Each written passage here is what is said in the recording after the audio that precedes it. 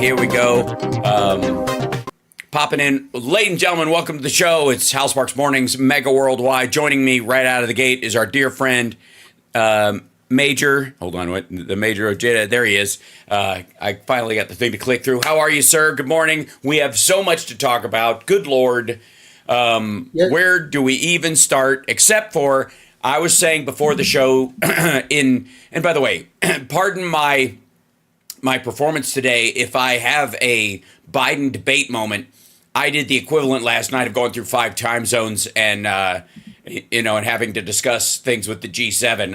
I performed it on the stage at the Whiskey, finished at 12:48, and then hit the road and drove back to Vegas from there. Only pulled over for a half hour of sleep midway through the night. So I'm a bit watery on my feet this morning, as you may imagine. That said, I would not pass up the opportunity, sir, to talk to you this fine morning about Donald Trump being trapped in a relationship with J.D. Vance, the shillbilly himself. Real quick, I actually don't see you at all, Sparks. Oh, sorry. Yes, 1 second. I will.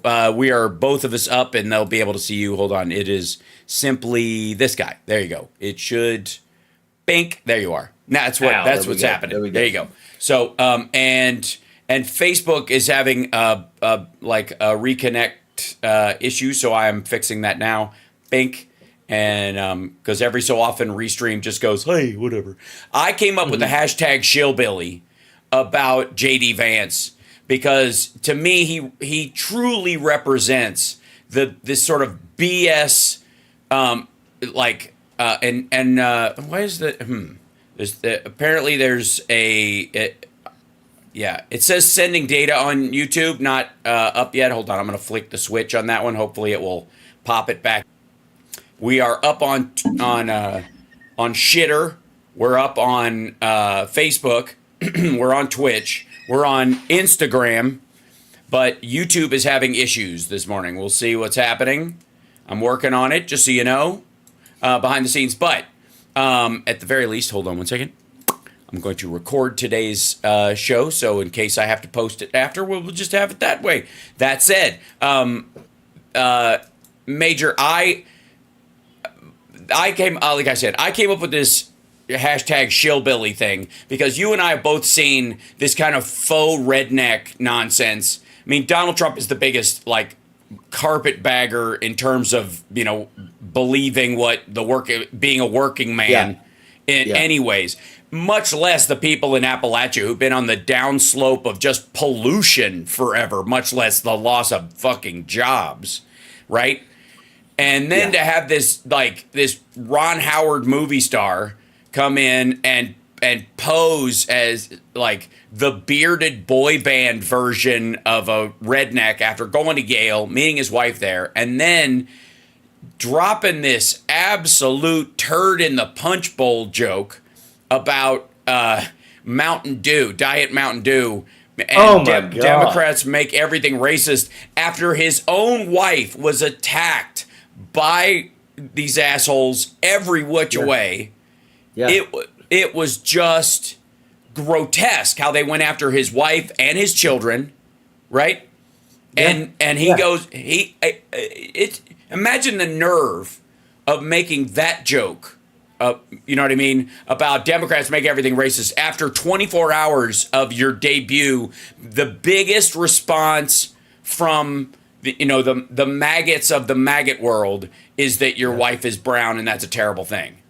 Yeah, Nick Fuentes immediately hit the air with his, anger towards Donald Trump's VP selection. Right. And once again, J.D. Vance is one of those guys that, he sees something and he then thinks he wants to try to package himself in that type of mold.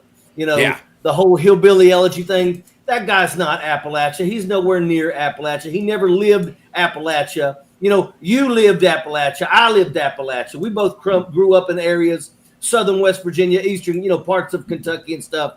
It is what it is. We can see people like JD as for who they truly are because we see him out here trying to claim something, and we know without a shadow of a doubt he's nowhere near that. Nowhere near that. This guy did not struggle. He was given everything. And of course, he wants to package it as if he did, but he's caught. There's nothing he can do. And I will tell you that, the polls, guess what? America hates J.D. Vance. Yeah. Hell, Dan Quayle runs circles around J.D. Vance. That's brutal. And I'm telling you, this is not going to go well. And we keep hearing these things about Donald Trump behind the scenes is all pissed off. He's angered. He's not happy. I said a tweet last night, but then, of course, something you said earlier, I said, I bet you J.D. Vance don't last the week. But once again, they have already had their Republican National Convention, and they have already named the vice president, and their DNC yet. And by the way, we're going to have that very, very soon. And Kamala has already secured the numbers to be the nominee. So she's killing it. Things like J.D. Vance. J.D. Vance said that Native Americans were the enemy and that Indigenous Day was nothing more than a sham. Way to allow an entire group of people to turn against you like that. Right. And that's, I got people that I served with in the military that were Native American, and make no mistake about it, I'm also letting them know, you see this? Did you see this? Yeah, I'm telling you, this was the dumbest mistake. And here's the thing. Here's why. Donald Trump does not pick people because of their education or because of their accomplishments. Donald Trump picks people because he says, who can kiss my ass the best? Who can shine up my shoes the best? That's and J.D. Vance was head and shoulders above the rest. That's exactly the reason why he picked him. Yeah, no doubt. And there was this backstory about how Trump was going to pick Burgum because Burgum was, he's basically Pence 2.0. That he was going to be a suck up. He's got a hot wife. That was apparently one of the standards that Trump likes in somebody. Just fucking gross. And then Don Jr. and Eric, because the apple does not rot far from the tree. They both basically bullied him into choosing J.D. Vance because, and I quote, he doesn't offer us anything. And by the way, everybody, I know YouTube isn't up. I'm working on it in the background. It is sending data to YouTube. YouTube is not receiving it. It is out of my hands. It's not. Yes, it is not because I'm not on YouTube or whatever. My software is sending data to it. It is somehow not clicking because of something going on with YouTube. I'm working on it while we're talking, but just letting you guys know that. So I'm aware, and I'm working on it and having a conversation because I can multitask, unlike Donald Trump, who can barely golf, as we saw in the video released of him missing putt after putt after putt after putt. Hey. Yeah. Let me also, this kind of the whole Republican way. Yeah. Did you see the state senator from Ohio saying that if the Republicans don't win, it's going to require a civil war to be able to get back to normal? Yeah, you know who that guy is? Mm-mm. That guy is a loan officer at his local bank. It's typically these guys. It's typically these guys that their backgrounds ain't got nothing to do with knuckling up. They're the ones that want to grab the microphone and try to convince others that we need violence to be able to right the wrongs that they believe. But once again, these are also the very people that lack the courage to actually go that far. It's like, Josh Hawley. Josh Hawley wants to sit and try to act like he's all that in a bag of chips and he's ready to fight. But the truth is when the shit hits the fan, Josh Hawley runs like a daggone, he's like a little chicken. That's how these people are. And that's what people got to understand. When you see these Republicans behind the microphone talking about violence, understand that they absolutely don't have the capability themselves. They're trying to convince the poorly educated people that follow them to do that violence for them. And that's exactly what they're trying to do. And we can't let that win. But at the end of the day, I'm going to tell you, I think that they have really stepped in it. They literally drug Joe Biden through the mud forever. And finally, the decision was made. You know what? It's best to step down. Joe Biden has said that's fine. He automatically endorsed Kamala Harris. The Republicans are trying to act like this is some type of illegal action. It's not an illegal action. The Democratic National Committee has not happened yet. And that's right. where we will decide who's going to be the president and who's going to be the vice president. Always does, always, yeah. That's and right. By the way, so don't listen to them. Yes, and YouTube should be up and running, everybody, and fine now. Apparently, and I'm not quite sure why, something magical happened and set my channel to private. So I will be changing all my, just in case somebody's been trying to find a workaround in YouTube land. There we go. Now it's up and everybody sees it. Fixed. Boom. It's what I do. Now, I have to say, like, it has been my belief about Donald Trump especially that the more you pay attention to him, the worse it is for him. The more coverage he gets, the better. This sort of selective coverage that you see in the news where they'll pick something he says that's even a policy thing that's nuts. They'll go, well, it's a policy position. You may not agree with it, but it's a policy position. When it is, by the way, absolutely frigging not a policy position.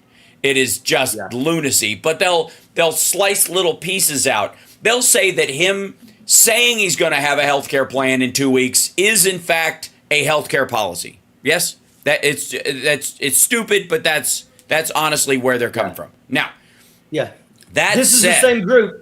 This is the same group that says that they dislike Vice President Kamala Harris's policies, and oh, by the way, Vice President doesn't friggin' set policy. Right.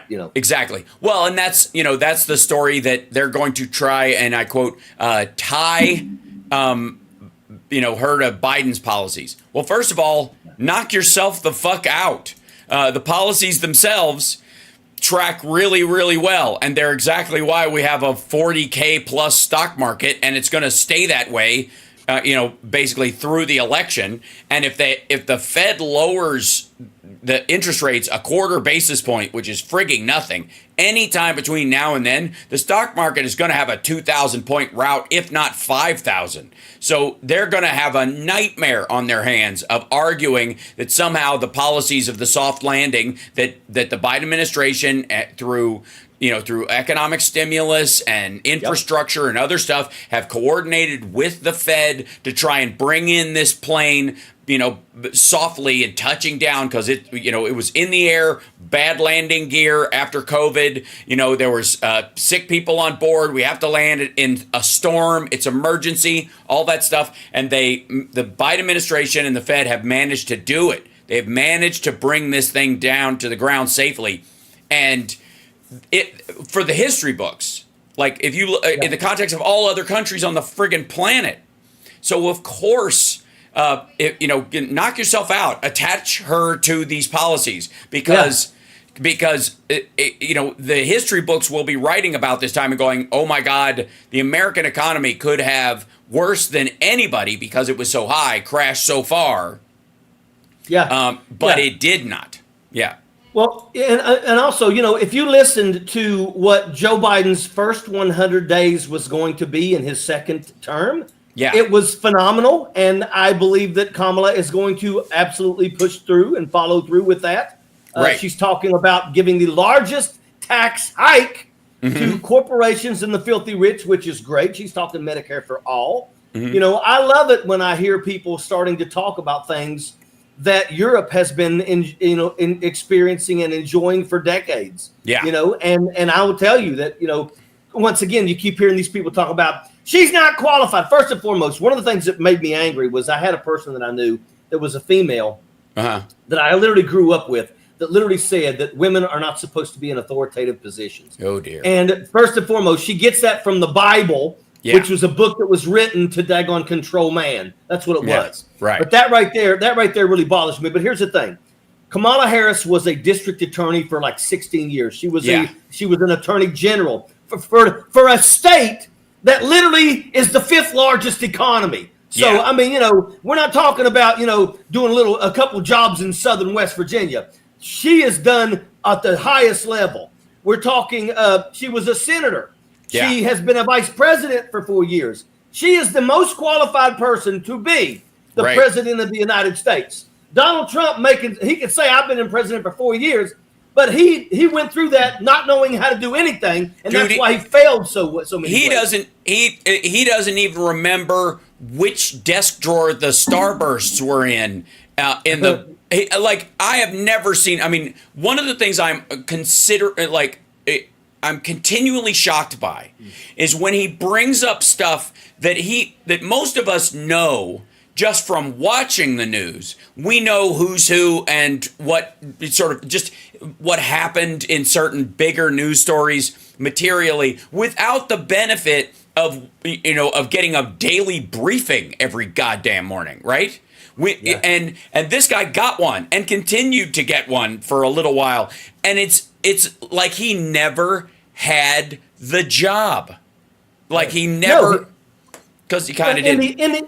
In the end, he literally stopped. I mean, I'm not talking about like the last 2 weeks. I'm talking about like the last year and a half of his presidency. Right. He really didn't want to get up and actually go to the morning briefings that are put together specifically to bring the president up to snuff. Oh my God. And how in the world you could find the president's daily brief boring? I mean, you would literally just you'd have to not care. You'd literally, that's the only way it could be boring, is if you don't care what happens to most people. You only care about the things that can benefit you particularly, and everything else is just whatever. I don't care. It's not going to do anything. And that alone just shows who his character is. But imagine, like, I got to tell you, if I could get the president's daily brief every day, I would be riveted by the information in it. How would you not? Yeah, the things that you are going to hear about that are not allowed to leave this room. But we're talking about you being educated and basically talking about issues that you are probably going to be making decisions about in the very near future. And the fact that Donald Trump was too lazy, and we know that by Milley, by General John Kelly. Well, I mean, they told us that Donald Trump was just absolutely lazy. Right. And once again, I mean, that's the last person that you want to be the president. When I see these people waving these daggone flags of Donald Trump that's muscular, holding a M60 machine gun, I cringe at that, because I'm like, that guy's a colossal pussy. I used to carry that M60 machine gun, and I'm like, I guarantee you that friggin' guy would shit his pants if he fired one round off. It just amazes me. Again, how we talk about how, like, one of the biggest stories was Biden early on, when he had kind of a confrontation with a dude about gun rights on the campaign trail. He was at a factory or something, and he said AR-14 or something like that. He made a reference or whatever, and because he conflated some, a statistic and the gun itself, right? That's what he did. He wouldn't go. If they put an AR-15 in front of him and said, this is the gun that everybody uses to shoot up schools and stuff now, he wouldn't go, where's the AR-14? You know what I mean? He would go, what did I say? Oh, I didn't mean to say that. I meant to say this. Yeah. And as a sane person who misspeaks occasionally would. Donald Trump, after he was shot at by one of these things, pretended he didn't know what it was called. And to these people, like, what's it? They call it the AR-15 or something. Okay, first of all, that should disqualify you from being the leader of the MAGA movement. That you can't blind fucking disassemble and reassemble an AR-15 on your own. Jesus Christ! I was surprised they didn't have all the VP candidates fucking blind taking it apart, and timing them, And he goes, I think it's the AR-15 or something, or something. Yeah. Anybody else, the NRA would have put them in a cuckold friggin' category. Yes, absolutely. Again, on the one hand, if it was another politician that was sort of paying attention and had their finger in the air to check which way the wind was blowing, might distance themselves from the AR-15 in that moment, because they did get it fired at. It did kill one of their supporters and permanently wound 2 of them. It could have killed a lot more.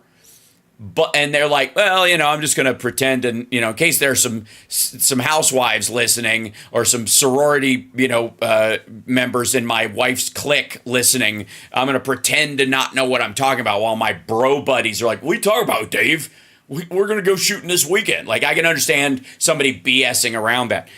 But it sounded like to me that Donald Trump kind of didn't know. And you and I both know he can't shoot, he can't drive, all these things that they have this sort of weird alpha male mythology, and he can't do any of it. Yeah, that's what really drives me the craziest is I look at these people and I'm thinking to myself, that's the guy that you guys are literally on the verge of worshiping. This is a guy that has never won a fist fight. Yeah, he's never won a fist fight. And then again, too, we also have all the Epstein stuff that's coming out now, where we've got young girls that are now adults that are claiming that Donald Trump raped them when they were 12 and 13.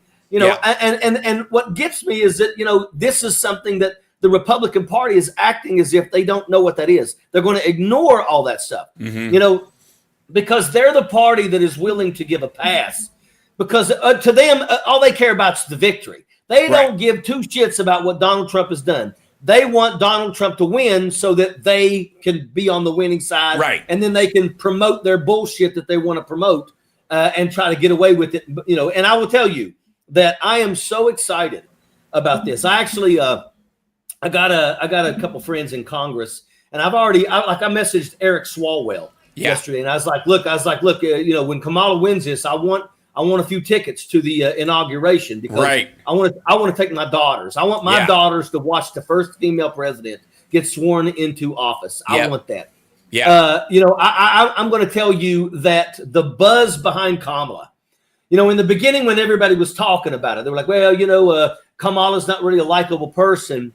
Well, first and foremost, I don't see how anybody can say she's not a likable person. Right.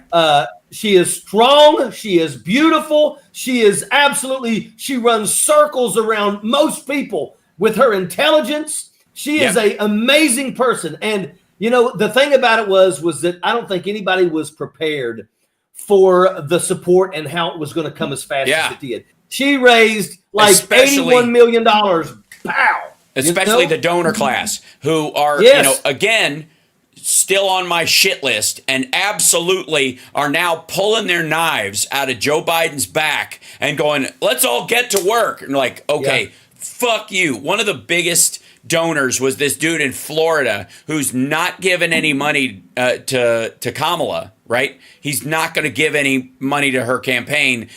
He's like, I'm taking my $1 million and going home because they should have a real primary and blah, blah, blah. And okay, asshole, we shouldn't even had one or needed to have one in the first place. It was a farce to start with, and we have an incumbent, and we voted for the ticket. We trust the ticket. There's no reason to have one except to just muck things up for the other side. So screw that dude. But that's what a bunch of them were doing, is that a lot of this, and it's absolutely true, that a lot of the donors that were threatening him were using down ticket races. I'm not going to give money to down ticket races if you don't step down. So you're holding them hostage, holding the House and the Senate hostage, when women's rights are on the friggin' chopping block this time. And we need the House and Senate to do this. They put a gun to their head, essentially, figuratively, and Joe Biden acquiesced and said, all right, I'll step down. But he did it on his timing, and he did it in a way that handed it directly to Kamala. Which is smart. And here's the thing. They were they wanted the whole ticket gone. And he outmaneuvered them, just like he did on the infrastructure bill, just like he did on the rescue package, just like he did on the CHIPS Act, just like he did on everything they said you can't pass, you can't get done, gun legislation. Every time they go, we've got Biden boxed in and he won't be able to do this, boom, he manages to do it. Outmaneuvers them. And here's the thing you got to also understand, is that when they first got to the $81 million donation, that came from 888,000 individual donors. Yes. That's 888,000 individual voters. when Donald Trump tells you, I raised $75 million, that's because one person gave him 50, Right. Another person gave him 20. No, that's what it means. Dude, he got the party right from the debate forward. Remember, there was this month, like the week before and continuing. They had their biggest haul. They were proudly saying they got their biggest haul ever. We've blown it out of the water. He was sending out emails. I still need more money because I got to pay my legal bills. But I'm going to tell you, like we made more money than anybody. If you take out the one donor that was $100 million and the other donor that was $40 million, he made half of what Biden made after the debate. Yeah. Biden pulled in $78 million. Trump pulled in 34, if you don't count the two donors. That's what the people were doing. The people did not shift away from Joe Biden after the debate. That's why the polls didn't move at all. It's also why Vote Blue No Matter Who was stacking its way up, and the donor class thought, if we can flick both of them out of the way, that plus Vote Blue number two, No Matter Who will make sure that we get whatever ticket we want in there. And they tried to strong arm Joe into dumping her and making her not, the VP, make the VP not the candidate. And he was like, "Fuck you, here it comes." Yeah, no, I'm going to tell you, but also look. You've heard, Elon Musk was going to pledge $45 million a month to Donald Trump. And then Elon Musk come to the realization that, first and foremost, the people are absolutely against that. Right. He believed that if Donald Trump won the presidency, Elon Musk would be able to get whatever the hell he wants, whenever the hell he wants. And now that he realizes that Donald Trump is most likely going to lose and go down like a friggin' in burning flames, he's now, and here's the thing. He also is, realizing that he's looking like that guy. He's looking like that friggin' Mr. Burns from The Simpsons and shit. Rich, gets to do what he wants, when he wants, don't give a shit about anybody else. And then he's realizing that the majority of people out there that actually give a shit about electric vehicles are friggin' people that are liberal. Yes, that's where I was going. He's starting to wake up a little bit there, And I'll be honest with you, I just saw my first one in where I live. And oh, by the way, the guy tried to pull out and ended up clipping a truck and destroyed the front of the truck and messed up the Tesla vehicle. And I sit there and I thought to myself, people only buy those things because they want to, for like a clout, for clout. It's the ugliest damn vehicle. And oh, by the way, I think the way the windows are, it's one of the most dangerous vehicles to drive. Right. And that shows it. So it is not. Yeah. And God knows it's got to be noisy on the freeway. So my truck has a flat windshield, and so it's on the front, and so it's boxy, but at least it's smooth around the edges, so it doesn't really have wind noise. But if it was boxy, like anybody's been in a Jeep on the freeway, especially an old-fashioned Jeep, like those are loud friggin' vehicles, right? That's what the Cybertruck is. And the problem he had, and this has always struck me as weird, is that first of all, there is no Tesla, the car company, if not for the Obama-Biden administration. Period. End of story. It's a boutique electric car company that comes and goes. If Obama Biden hadn't put in the rescue package support for electric car companies. Yeah. If there is no Elon Musk at all without government subsidy. Without all of his, you take away his government contracts, none of his companies chart anywhere. Nothing. There's no Starlink. There's no SpaceX. There's no Tesla. No nothing. If it wasn't for the Obama-Biden administration specifically reaching out and making sure that happens. So they allow. Yeah. Yeah, they allow. I mean, literally, if you look, you realize that when he launches his rockets, they've been using taxpayers' money That's to build the friggin' launch pads. Right. I mean that's some bullshit. You got a guy that's worth $240 billion, but the American hard-working class people have to pay for his launch pads and the landing pads. And well, that's exactly it. Meanwhile, and people can feel how they feel about Amazon and what the issues are. They're about how they treat workers and stuff. I got to tell you, within 2 years, there's not going to be a human being in a single Amazon warehouse anywhere. Yeah. It's not going to be an issue. There's robot box stackers they are on the cutting edge of that shit. That's the end of it. It's just going to be robot factories. Ultimately, though, his company, his space company, along with I think Richard Branson's as well, both of them, they invested their own money into these systems before they got government contracts. They did it the old-fashioned way. They did it just like Boeing and Lockheed Martin and all these companies do, which is they present their design and then they go, will you do this if it works? And the government says, yes, if it works. And then you go off with your money and you make the goddamn thing and then you sell it after the fact, right? That's what they did. He got the government contract first during the Trump years and then started working on it, on the back of it. And by the way, building it on top of every NASA discovery, every NASA win and loss over the years, everything that, every dead astronaut, every mistake that was made, all that data is already there. It's not like people act like this motherfucker started from scratch. He did not.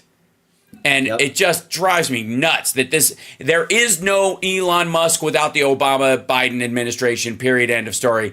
And the day Donald Trump gets in and starts killing the electric car companies on their own and backing the big three, by the way, because he wants these, he'll try to shore up Michigan jobs and say he did something. They'll make some electric cars, but Tesla will die on the vine, and it'll just be a douchebag, like boutique car that's just the truck after that, because they won't be able to sell a sedan to anybody because we're the audience. We're the customer base. Democrats are the customer base for electric cars. It's so bizarre. Yep, you're right. And that's the thing is that, you would think that Elon Musk, a guy who, everybody claims to be a genius, would kind of think about that before he goes and starts running his mouth. You're literally going to throw stones at the people that actually buy your shit. Well, that's, again, that's if you and I, and we it's kind of how you and I, like when we hear Trump say something nuts, we'll try and, pound gold out of shit and try to make an argument against a policy belief or a system or something that they're going to put in place when they have there's no there. You know what I mean? We're arguing architecture about a house of cards, right? And the same thing goes for Elon Musk. You and I are both assuming that this guy wants his companies to be successful at some point, that this guy eventually wants, Tesla to be the way we get to, SpaceX the way we get to space, and Tesla to be the primary electric vehicle. When in reality, if you listen to all of his talk about first principles and all that kind of stuff, what's his first principle? Control over industry so that you are as rich as you want, so that you have control over whatever governmental system. That's first principles. First principles from Elon Musk's standpoint is oligarchy. And so if whatever your path to oligarchy is, as soon as that path has gotten you to the destination, who gives a fuck if it gets flooded out behind you, right? Yeah. No, you're right. And this also kind of makes me think about, like, I know that you have hold on a second. Sure. I'm not going to answer it. I just got a message. No problem. On a podcast. I got to. Okay, so shoot. I've done lost. What would you? Yeah, so Elon Musk kind of like, killing his own audience and then not caring after he gets the money, after he builds something, after he builds SpaceX and all this stuff, he could sell it off like PayPal or anything else, and then that's that, right? He doesn't have to care about those things, how he got there. And now that's why he would want someone like Trump in, so he doesn't have to pay taxes on his investment money from whatever else it is going forward, because he could just dump it all into oil and coal and sit back and count his bucks as Trump, builds up the oil and gas industry again. But there's also some more sinister stuff here when we also look at how he benefits with things like Project 2025. I don't know. Right. I know that you've been paying attention to this. And you've heard about the 160-hour work month.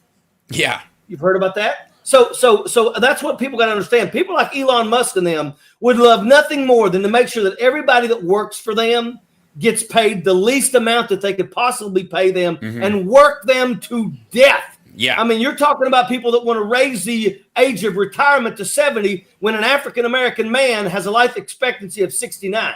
Yeah. But 160-hour work month, not a work week, a work month, will allow these people that have these coal operators, oil, all these people like that. What they will do is they'll make sure everybody that work for them will work 12-hour days every day, and all you're going to work is about to the mid-month.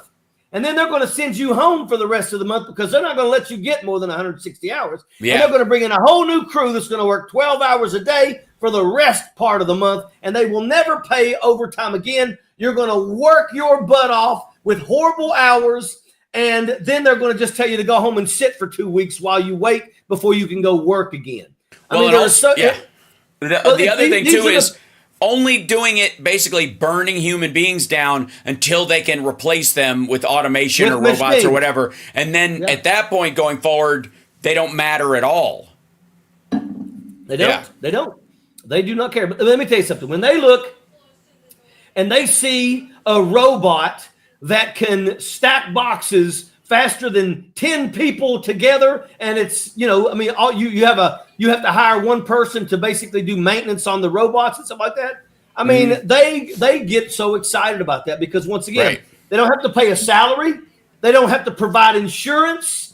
They don't have to, provide certain safeties on the job.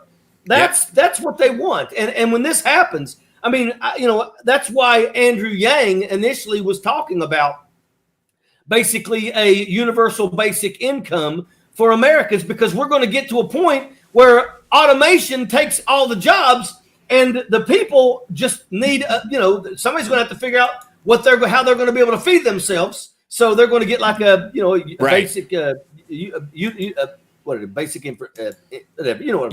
basic income. Yeah. Well, again, so one of the things, and this is so like where you can see Democrats are actually thinking this shit through. Okay. Is one of the things I've said about UBI and the problem with UBI. And by the way, I think I fixed the commercials on YouTube. I'm working on that. Sorry, you guys, that wasn't supposed to be on. They're just doing it right now, and I will do what I can. It shouldn't be normal. It's just today.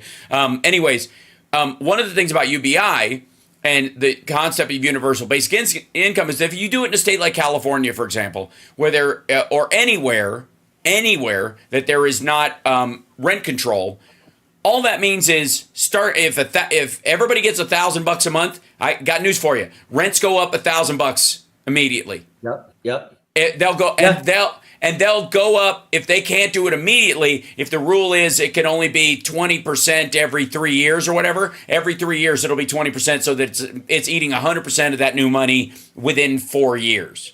Yeah. That's why, and I was saying, there is no way of doing UBI until you have rent control, until you have, you guarantee, you create that. Well, look what Biden just suggested, and that's what right. Kamala Harris is going to put in there. That is the step. That's where they're saying you can't raise it more than 5%. That's to guarantee that if you have to give UBI to a group of people in the next 10 years, and start rolling it out because of automation, because of AI and all this other stuff, taking over the industry, you have that basis. You have that. You're guaranteed that you can't. If you give UBI out, it won't just be immediately sucked up by these folks because they have no controls over. I mean, you can't leave it up to the states because they just like. I think all Republicans in the House and the Senate, while they're not working for actual legislation, their goal has been to just stop any legislation. Yep. Right? Just freeze it or block it from going through. And in the Senate, in the most cowardly way possible, which is this like invisible filibuster, these anonymous holds they can put on things and never have to put their name on it. And again, this is the internet troll form of government, where in the Senate, you can block a bill from coming out of committee, but you don't have to tell everybody you're the one doing it. How the fuck is that democracy? Well, you and I know it ain't. Republicans, though, that's one of the reasons why they're constantly saying we don't live in a democracy. Listen to them when they say that. That's what they're doing. They're telling you, I don't give a fuck. If I got this system, I can screw you behind the scenes and you never know it was me. I'll wear that mask every time. it breaks my heart that we have so many people that fall for this garbage. The 118th Congress is the most least effective Congress since the Great Depression. Mm-hmm. And, to me, when the Republicans are in power. To us, that's the point. Yeah, go ahead. Yeah. I mean, at the end of the day, if you don't have successes, if you're not hearing your representatives on the television fighting for opportunities, trying to bring things back to their districts, if you're not hearing people doing that and fighting for those things, then you have a do-nothing person sitting in a seat that's supposed to be up there specifically to fight for your opportunities. Yep. And it drives me crazy that we have so many people that reelect people for multiple terms. Matt Gaetz has been in Congress for almost 12 years, something like that? 8, something like that. Marge the Trainwreck Green is going for her third term. Lauren Boebert is going for her third term. Jim Jordan has been there for 14 years, hasn't passed and pushed a single bill. To me, that right there is absolute failure. And you would think that the people in those districts would say, you don't do a damn thing. Jim Jordan is like Rush Limbaugh. When Jim Jordan is gone, you're never going to hear about him because he did nothing. He didn't bring anything to the table. Nobody talks about Rush Limbaugh. Because why? Because he's a shit stain and he's gone. Right. And here's the thing. To you and I, the goal is to make this country that was based on the premise that all people are created equal get there. The country that, where Thomas Jefferson, immediately upon, the signing of the Declaration of Independence, started working on legislation to outlaw slavery. First presenting it in the following year, in 1777. That's when they started abolitionists of the men who signed those papers, even the ones that had slaves, started sending in stuff like, we have to legalize nationwide. We have to make slavery illegal nationwide so that if I release mine, they can't be snatched up by some southern fuckhead and put back to work. So they've got to be citizens. So we got to pass this. And if they walk off my property, they're doomed in this setting if we don't do that. So they start working on that immediately. We, as Dems, would look at that as progress to make the truisms of the Constitution truer each time. That is the goal. That's what we view as progress. That you try to move this ball down the field and you try to make these changes. You and I look at what the Republicans do and we say this is not, this is not productive. Yeah.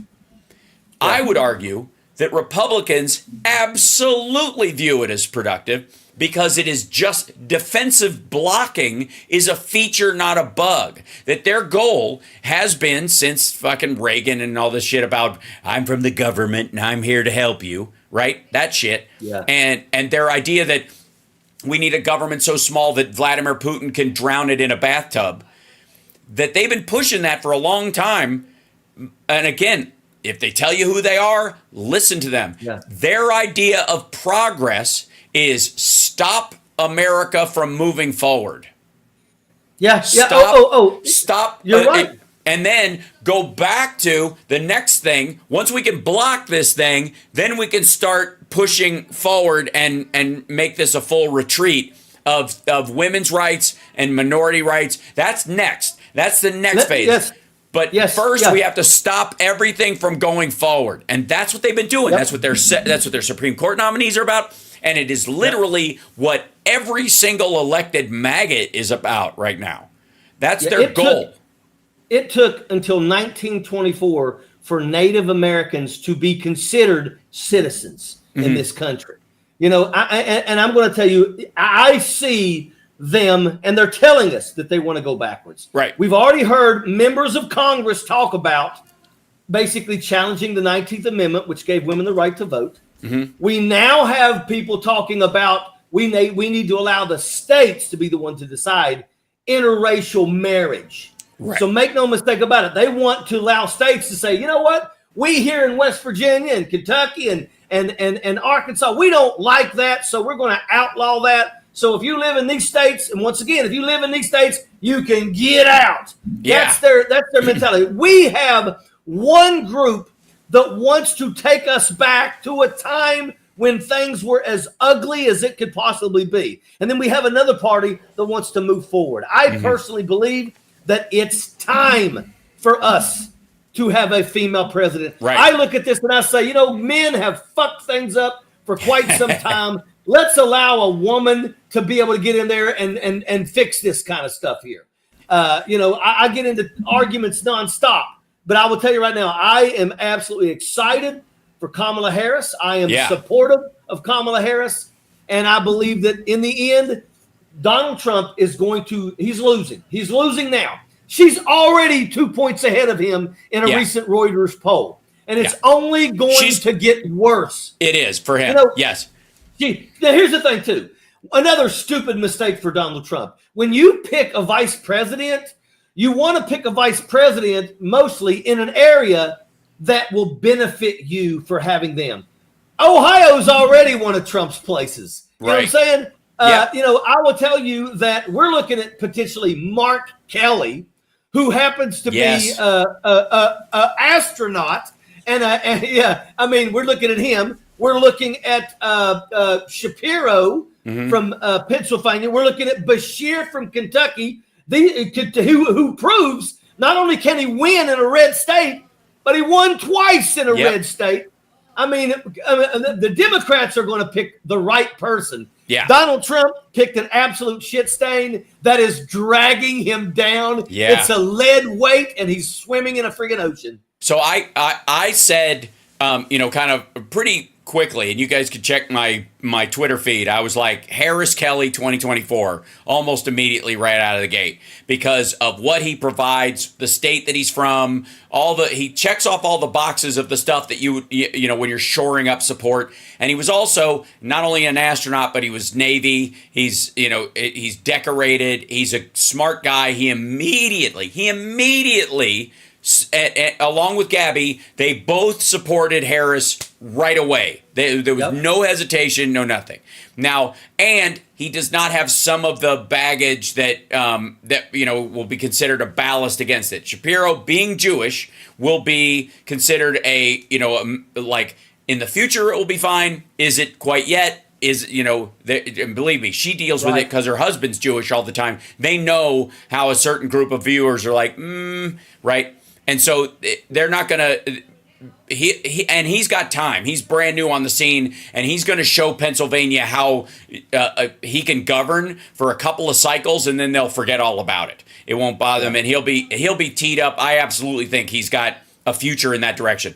The same thing is true of Bashir to some degree, because I think Bashir needs to be Mitch McConnell's seat. I think Bashir needs to be the next senator from Kentucky. Yeah. And he absolutely could, because he's already won statewide. And if he terms out or decides not to run for governor and runs for that, that's where he's best suited, because he can win that state and he can be a senator from that state. Yeah. Well, look, I love Mark Kelly, and he's got such an amazing background. And look, I'm not throwing stones at J.D. Vance's service.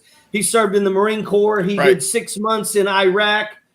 He sat in a room and he wrote stories. He was a military journalist. Yeah, that's what he did. Yeah.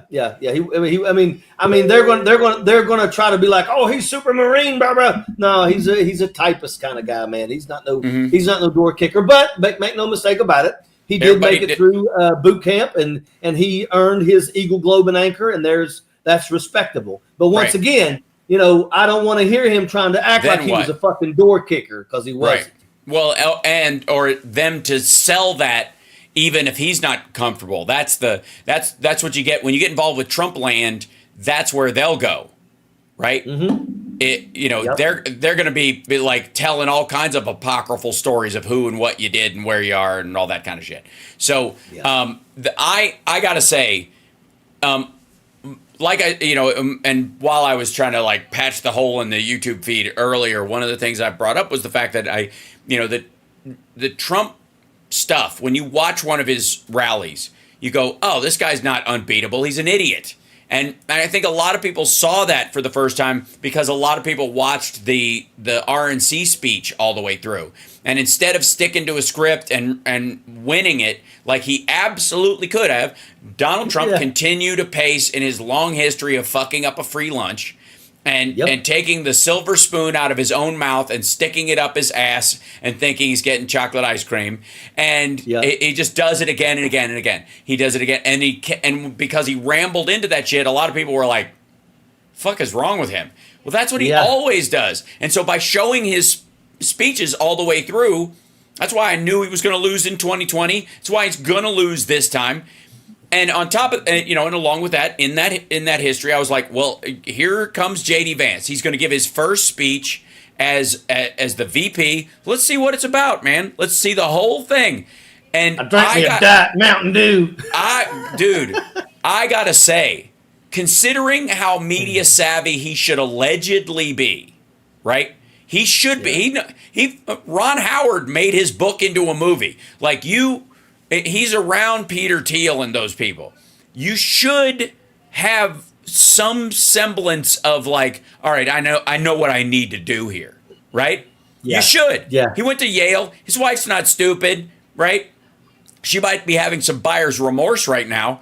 And and that's another story for another day because he's got unbuttered toast. Unbuttered toast. Right. That's what he is. Oh my God. And he's and watching that whole thing, I gotta say, having not watched and had no reason to watch an entire speech from this junior senator from Ohio all this time, I'm like, I'm going into this blind. All right, let's see what they got, man. Let's unpack this motherfucker. See what he's showing. And it was shockingly lame. And it was, I can't remember if it was Brian Karam, who's a genius, or if it was Cliff Schechter, but both of them kind of came up with the same time that it had a please clap energy.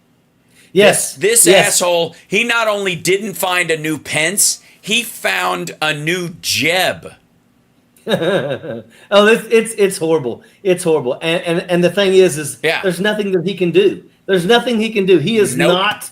He is. I don't know if they thought he was supposed to fire the crowd up. If you don't have the ability to stand in front of a crowd and motivate, if you don't have the ability to get people fired up about your presidency, your vice presidency, then you're not the one. And once again, it was absolute unbuttered toast. Dude, I was like... Also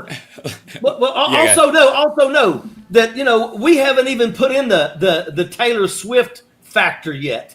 Oh, I mean, as soon as she comes out, as soon as she endorses, holy smoke, dude, she doesn't. Here's the thing: a woman is running for office who is totally qualified and has sound character and is a strong human being, and Taylor Swift doesn't even have to say it. Yeah. Doesn't even have to say right.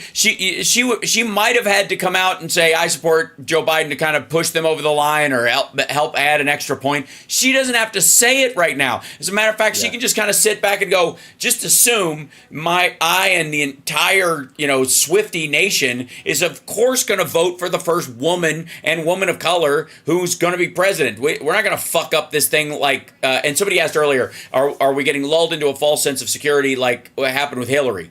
No. And you know why? Because there aren't enough TYT Jimmy Dore motherfuckers shutting Kamala down, and they don't have the time to do it. Hillary Clinton, it took them 2 fucking decades chipping away at her to slice off enough of the vote to give Donald Trump the Electoral College. And she still won the popular vote by 3 million. Yeah.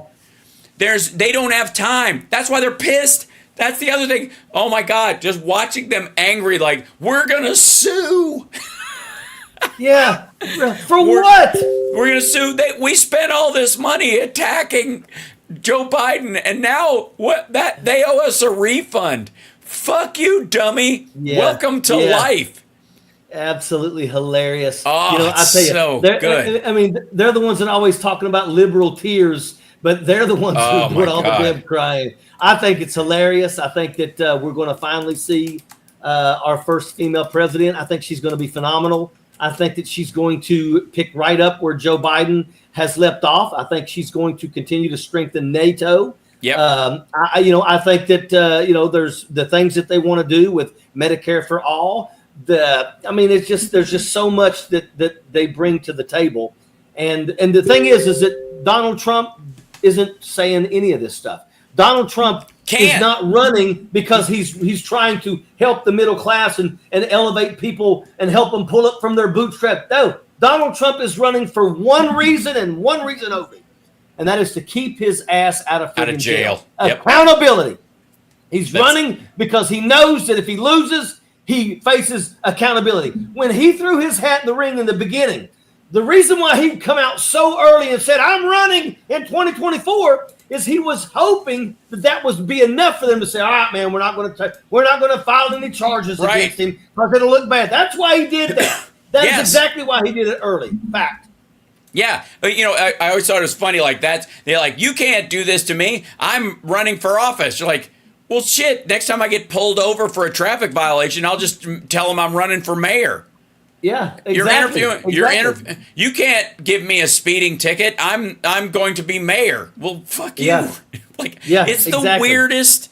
The weirdest defense, but it's exactly why he was given a notice of pending indictment to his lawyers for a couple of reasons. One is they do that with people who have enough lawyers so they can file these things or whatever because they know that what they're up against. And the other thing too is that he was a former president. This has never happened before, and so he's got a Secret Service detail. It's they're going to have to, if they have a warrant because of the grand jury, they're going to have to tell his Secret Service detail, "Hey, get this motherfucker out of there. Fly him up to Bedminster for the weekend because we're going to look through Mar-a-Lago." You got it. And as soon as he found out that's what was happening, shit. They were like, "All right, trigger the campaign stuff now," because he was on the fence about running again. He was going to be the godfather of MAGA and have somebody else, like, everybody kiss his ring and give him the money. And then he didn't enjoy that. No, he did not. He didn't enjoy his first term. Yeah, he hated his first term. He was marred by COVID and all kinds of other crap. He shut the government down. The guy absolutely was a failure as president. And once again, he didn't make America great again. He made America hate again. And that's what he wants to do now. And he brings nothing to the table. He's not standing in front of crowds talking about what he's going to do. He's standing in front of crowds and he's lying about his numbers during his first presidency. And he's trying to avoid accountability. He knows that if he doesn't win the classified documents case, and make no mistake about it, that's going to come back. There's no way that Waltine Naughty and them are going to get a pass on this. Nope. It is going to happen. That's going to come back. He's going to go to prison for the rest of his life. That right there will send him to prison for the rest of his life. We got a person that was caught with one single page, and they got 5 years in prison. Donald Trump had thousands of pages, 126 boxes filled with classified documents. Donald Trump will go to prison for the rest of his life. And that right there, he's definitely going to go down with that one. Yes. No question. And again, there's no he continually boxes himself in this shit. I got to keep telling, all right, I don't know why I have to keep telling people this, but it's very important for you guys to know. Donald Trump is a loser. He's always been a loser. And he's going to keep on losing. Even when he became president of the United States, it became the worst decision of his life. Yes. Because he's going to go to jail for shit he did after, not even the stuff that he did before. He could have quashed all that shit. All the crime and fucking screwing charities and all that shit. Nobody was going to pay attention to that if he went on to season 9 of The fucking Apprentice. It would have just gone away, for God's sake. But you know what happened? Spot on. He fucking stole documents, knew he didn't have the right to have them, was going to if I'm not going to be president again, fuck this place, and I'll sell them to our enemies. He got busted doing it. And he's going to go to jail for a long fucking time because of that. Yeah. That's right. And I hope that the investigation I also hope that I personally think that Jared Kushner helped lure Jamal Khashoggi into that embassy where he was murdered and cut up. I'm telling you, folks, when this is all said and done, that family will go down as the most treasonous family in the history of our country. I don't want to hear people talking about Don Jr. 2028. They're all going to go down. They're all going to go down. They're all going to lose everything. They're not going to inherit shit because it's all going to be gone. And Don Jr. and Eric Jr. are going to come to the realization that the only way they're going to survive is if they friggin' take a friggin' 9-to-5 job someplace, and they will basically jump off of a friggin' long friggin' pier. That's what they'll do. There's a subculture of maggots that you could live off of, in the same way that Glenn Beck formed the Blaze. It's a complete money suck, and nobody but him is making any profit off of it, right? Nobody's growing off it. He's buying property, and then the property is making him money. There's enough of a maggot undertow that Eric and Don Jr. could milk the shit out of these folks for a decade and then bug out. And then, they partner with Steve Bannon to come up with the biggest way that they can bilk these idiots out of their money and then offshore it to the Caymans and then go hide someplace. The problem is, what happens when Melania divorces him because he's going to jail and the divorce proceedings crack open the skeevy shit going on. Oh my God! She's gonna say everything. She's gonna tell everything. And I think it's hilarious. I do. I really do. Yes. And I hope they send her ass back to friggin' Slovenia. Oh my God! And again, Jesus Christ! I don't know how, and nobody does. I gotta say, I can't fucking figure out how you stand by your father when he buries your mother on a golf course with no headstone. Yeah, I don't get it. Yeah, I'm still. That's one of the areas, with the Trumps especially. There's this pocket of I can't even go near trying to figure out what the shit they are talking about, because it's such a Gordian knot of insanity. I don't. How do you fit that in your stupid fucking head? This cannot. In any way, it just makes no goddamn sense. It makes no sense to me. And yet, they're just going to keep at it. They don't care. But I think that this all actually benefits us in the long run. I believe that I think that every single day more people are turning away from the Republican Party. Yes. And Project 2025 and all that is absolutely making people aware. Yeah. And that's why everybody that's listening to our voice right now, anytime you see something that talks about Project 2025, I don't care. You don't have to be a teacher or a college professor. When you see something about Project 2025 taking away tenure, you need to share that because you've got people that that are teachers and professors and things like that. Every single thing that you see about Project 2025, you immediately share that. And by the way, don't let them play that. No, we don't believe in Project 2025. We're Agenda 47. Same friggin' shit. It's the same thing. Shit.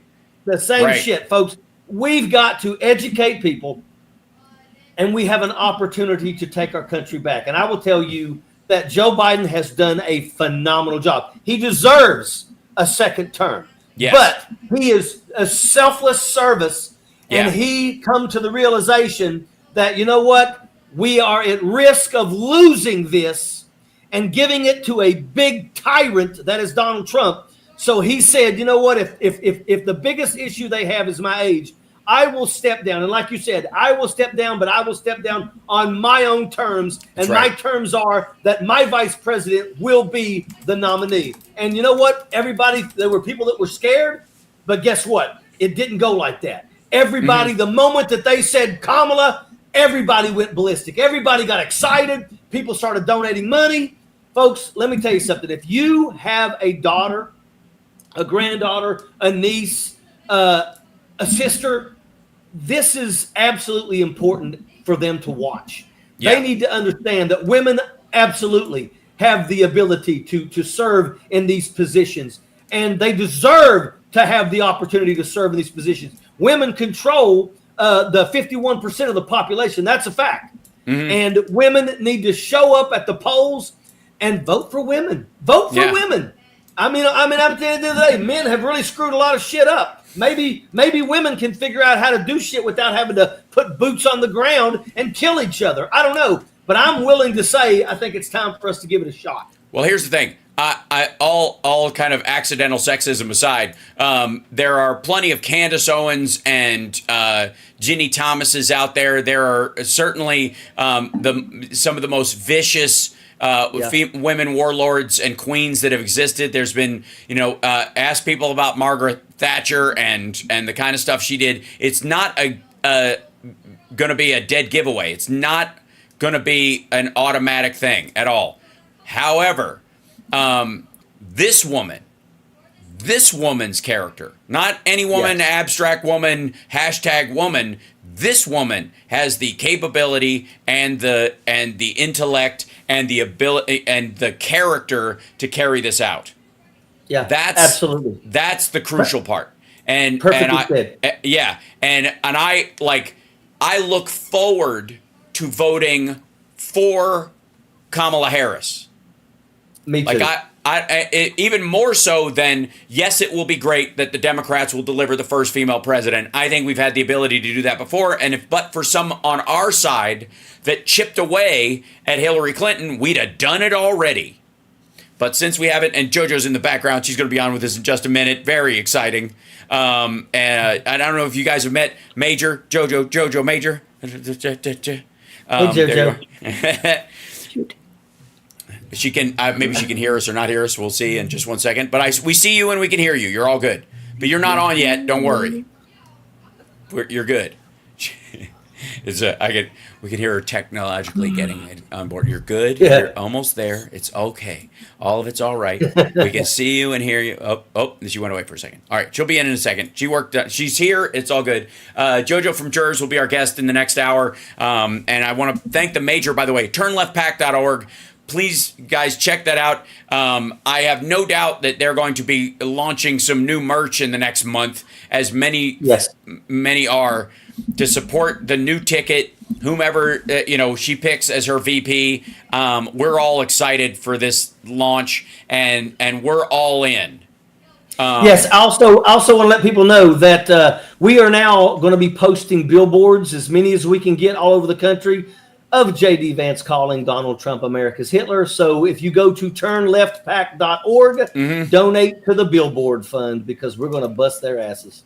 Fantastic. Well, hold on 1 second. Why am I having an issue with this page being weird? And then I'll bring in Jojo in just 1 second. If I may, ladies and gentlemen, what is this? It is literally a frozen page. That's fun. That's all right. Wait, there's always something. It's always something. It's always a something. Give me 1 second. I see what this is. Okay, hold on. Dink, dink. There we go. We'll take this guy. But I want everybody to check out turnleftpack.org. We have the ability right now, ladies and gentlemen, if I may, we have the ability to create a path where the excitement about Kamala Harris turns into a blue wave. I believe one already previously existed. I believe that it was, that was a must happen. That was going to occur. But now for sure, you could see by how people are reacting that this is going to be a major turn, and we can capitalize on it going forward. So thanks so much, Major. Appreciate it. Yeah. 8:30 every night, Eastern Standard Time, Ojeda Live. I'll see you, brother. Everyone. Excellent. Okay, cool. Hey, Jojo. Hang out there 1 second. for some reason, my mouse is being a dick, and all my screens have frozen up, so I can't move anything or anybody right now as I'm trying to bring. Yeah, it's very funny. I think it's one of those too many screens open at once possibilities. So we'll see what we'll see in just one moment. Sorry, folks. Yeah, that's just it's just Lord Jesus take the wheel moment on the computer system. I think whatever Jojo was flicking, she sent She brings with her a team of Russian bots. I'm kidding. I'm not. It's not her at all. It'll resolve itself in a second. It's one of those things where the computer is thinking and it has overridden my control of it. Hold on. Let's go back here and see if we can get out of this guy.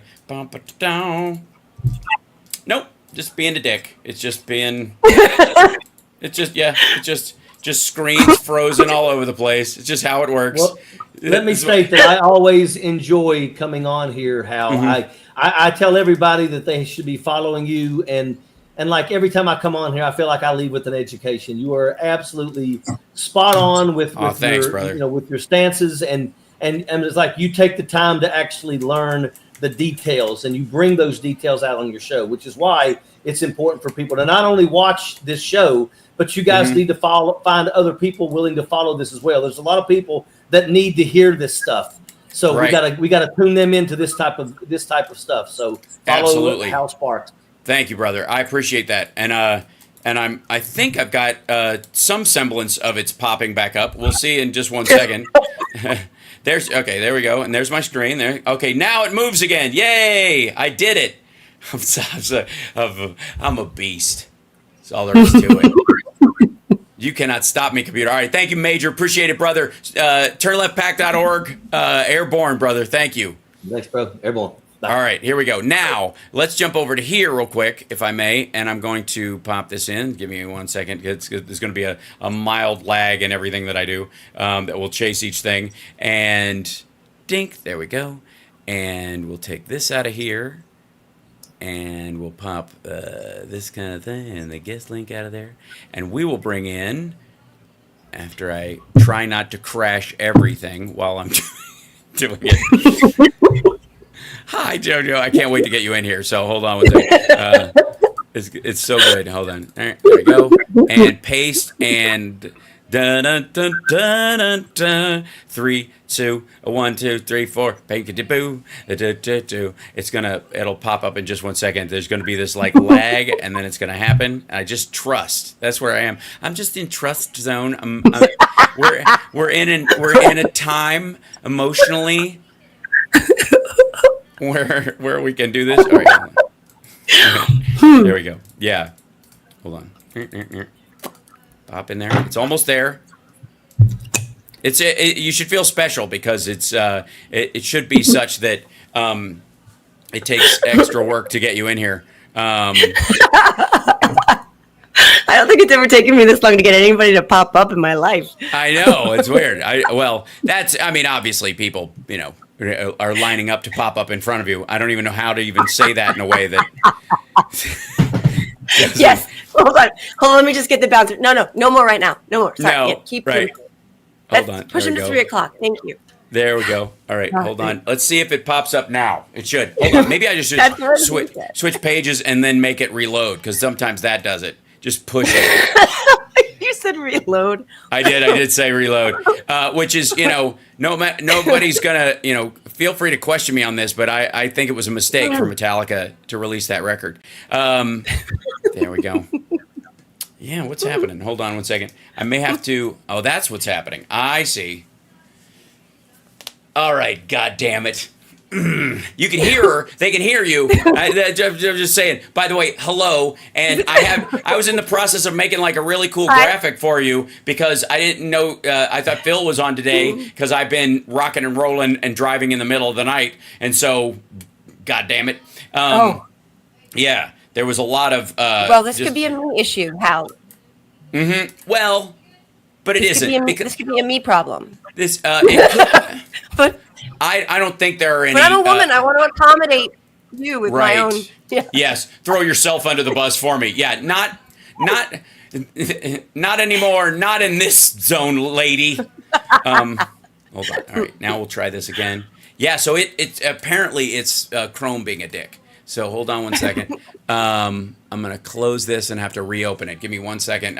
You may have to get you to pop back in there. We shall see what we shall see. Okay. Do you want me to leave and come back? Yeah, you may have to, but you should be all right. I'm gonna reopen it and we'll see. It may be so frozen. It's like, nope, I'm just sticking around. I don't care. There you go. All right. So yeah, I'm reopening it. It will take a second, and then hopefully the funny part is she'll probably pop into here before she goes into there. Let's see now. Da, da, da. It's trying to stop and it's trying to freak out. There you go. Close all windows. Go away. Thank you. It's trying to close all windows. All right. Meanwhile, shit. I'm going to close that. I'm closing this because I'm battening down the hatches. This is what happens when I leave town for half an hour. Ladies and gentlemen, go back to here. And give me 1 second and Jojo will be with us. Hold on. Close, go away, thank you. What is that? All right. You gotta love this. I'm so excited to have Jojo on, and that's, you know what I did? I mucked it up with my psychic energy chat room. That's exactly what happened. Sometimes you can get too excited about the whole thing. And then that's what happens. Hold on. There we go. Kick this out. Close it. Close this. Go away. You weird Chrome, go away. Close Windows. Close it. Let's see. Opening that back up. Nope. Yeah, it's frozen somehow. Chrome is just being a dick. How do we solve a problem like Chrome? We open another browser and we go crazy. Here we go. Yeah, you shut up. Go away. 1 second. I think I could solve this other way. Dink. No. I know. Hold on. Do we have her? Let's see. I need the link for the thing. All right. We'll be all right. I'll bring it back in. Don't worry. I'm still working on it. I'm still working on it. God damn it. Hi, chat room. I should probably just put the chat in here so you guys can yell at me while it's happening. Although it's ironic that you guys are working and there we go. Close all windows. There you go. Go away. All right. Hold on. Hold on. This might have been the culprit the whole time.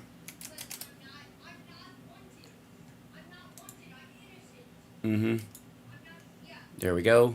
Now go away. Stop doing this, and we might be able to close that, and then close that, and then we open up this, and hopefully we'll be back in business. Maybe?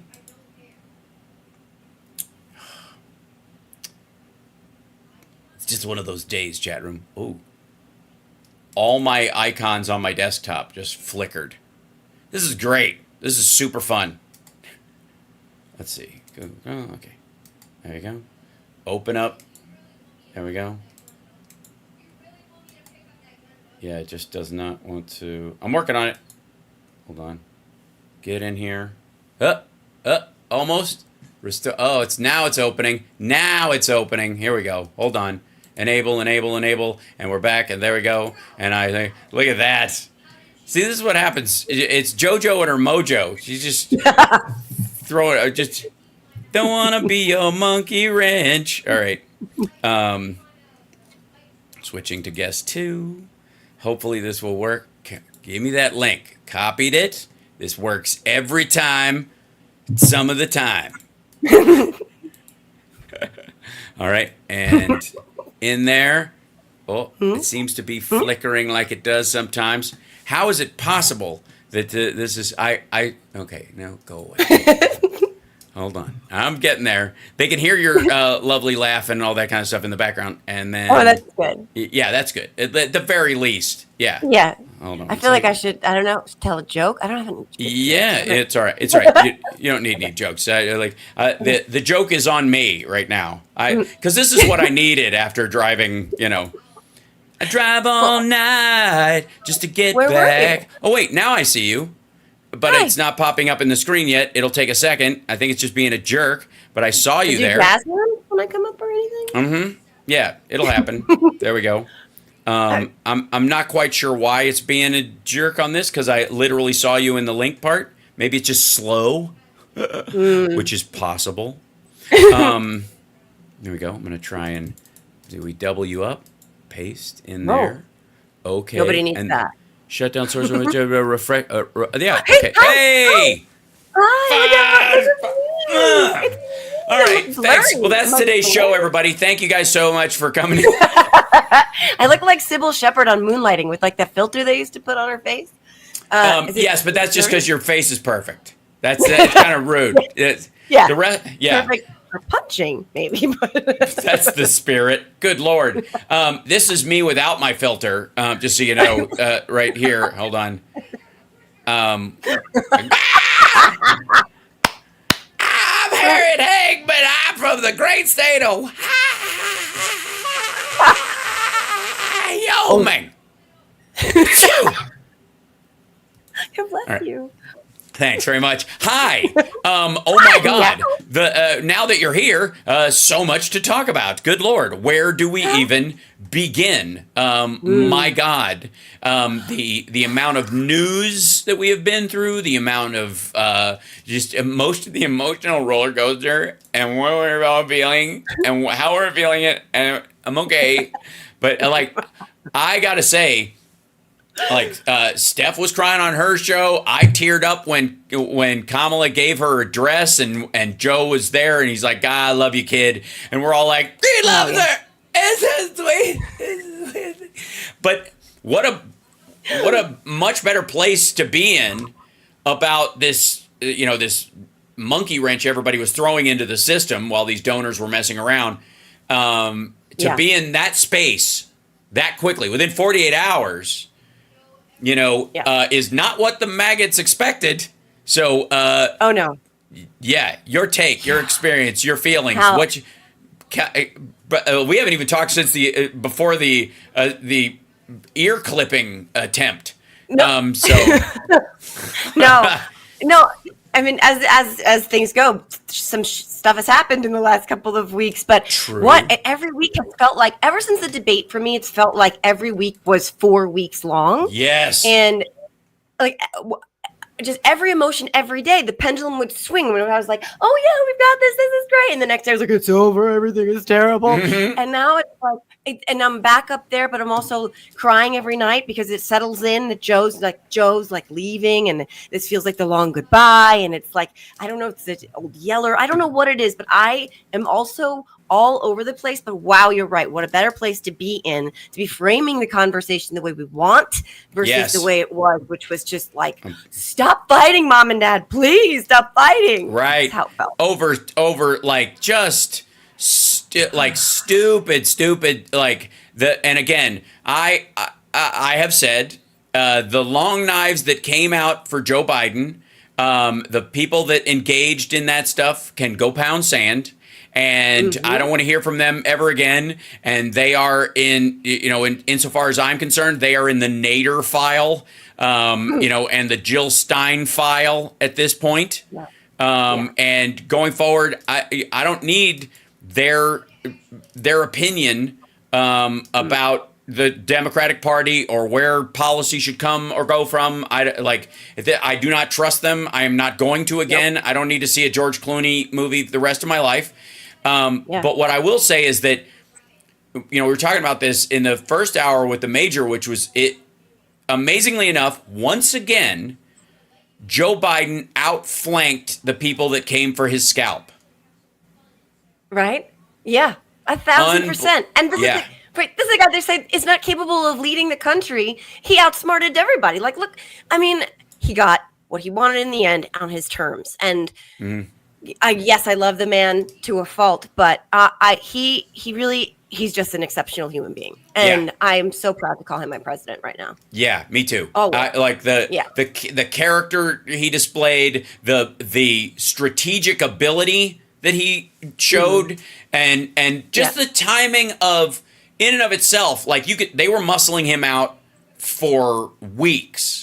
These donors were holding, the money for down ticket races hostage. They were doing everything they could, and he's standing there, bravehearting through this, just hold, and then Donald Trump in a series of idiotic hubris picks J.D. Vance, the Jeb Bush of shillbilly elegy, right? And just absolutely commits to it, and then it's right when it's too late I mean, it's all buyer's remorse right now. Did you see? I'm sure. You saw?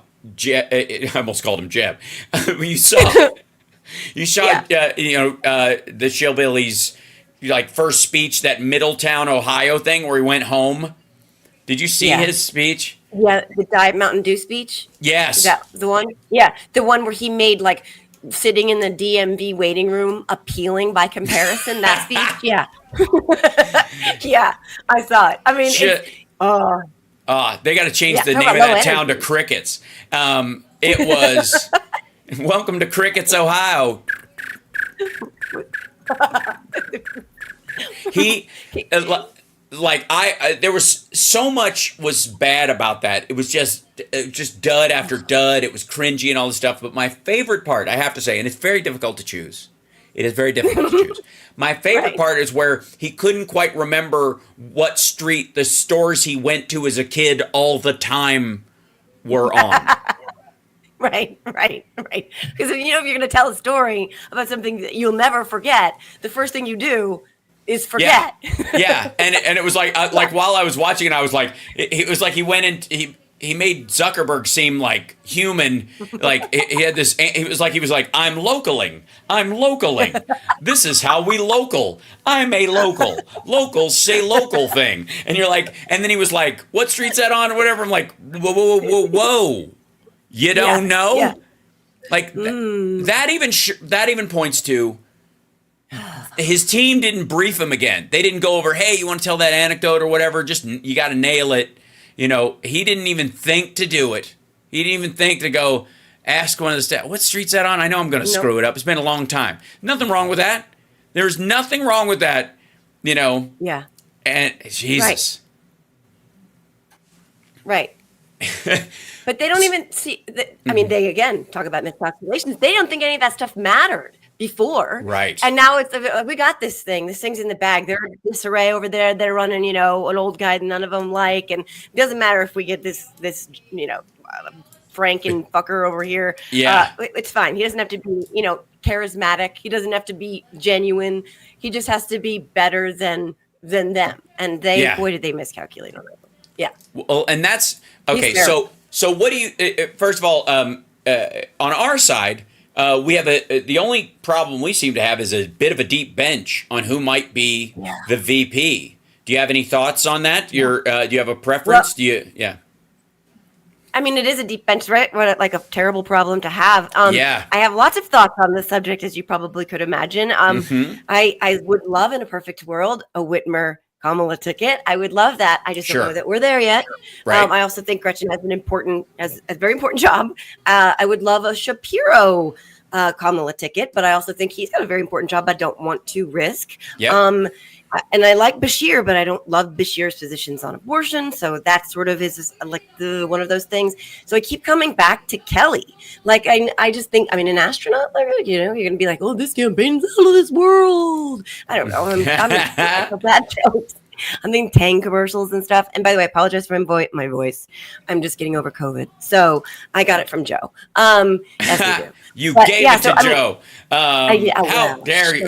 Right. Don't tell anybody. And I just love Gabby Gifford so much that I guess my sentimental favorite right now is Kelly.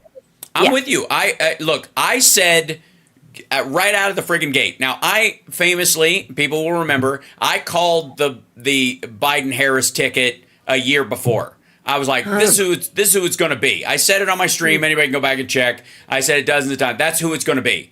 Just count on it. Because she's amazing, and she she checks a bunch of boxes, but she's also she's strong on all the stuff that Dems are traditionally weak on, like national security and law and order. Like, she would be a law and order candidate to kind of shore up the idea that Biden did the crime bill, therefore blah blah blah, and he's moved the other way. He may have gone the other direction, so she will balance that part of it out, because the perception is that crime is run amok and blah blah blah, all that shit. Right. So I could tell. You're right. Right now, Harris Kelly makes the most sense. It makes the most sense across a bunch of things. First of all, it's Arizona.